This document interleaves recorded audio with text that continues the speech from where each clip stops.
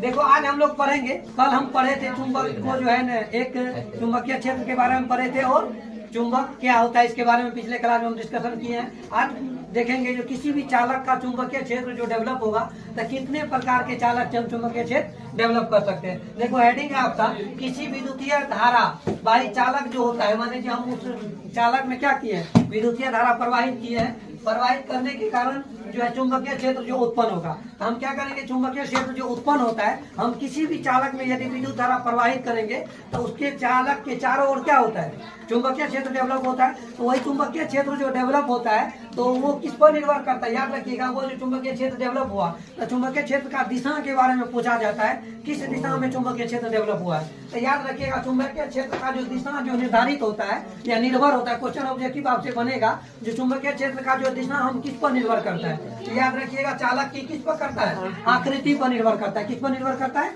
आकृति पर निर्भर करता है, चालक किस आकृति का बना हुआ है। तो पहला हम देखेंगे विभिन्न प्रकार के चालक, मान लीजिए गोला आकृति का चालक लेंगे, उसके बाद सीधा लेंगे, परिनालिका टाइप चलेंगे, तीनों प्रकार के बारे में पढ़ेंगे। तो विभिन्न प्रकार के चालकों में निम्नलिखित रूप से चुंबकीय क्षेत्र का क्या करेंगे, हम लोग उत्पन्न करेंगे। मान लीजिए पहला जो हम लोग तीन प्रकार से लिए हैं, पहला लिए आपको सीधे चालक में, मान लीजिए कोई एक सीधा कंडक्टर लिए है, इसमें जो विद्युत धारा हम प्रवाहित करेंगे तो कैसा जो है आपका विद्युत चुंबकीय क्षेत्र बनेगा और किस दिशा में बनेगा, उसके बारे में हम पढ़ेंगे पहला।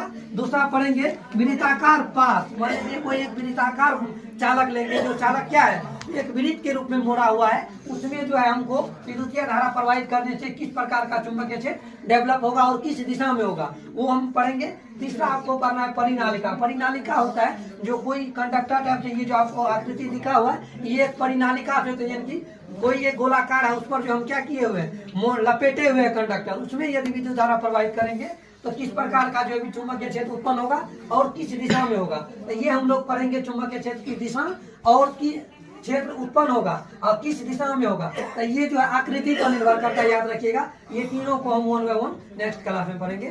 Thank you so much for this.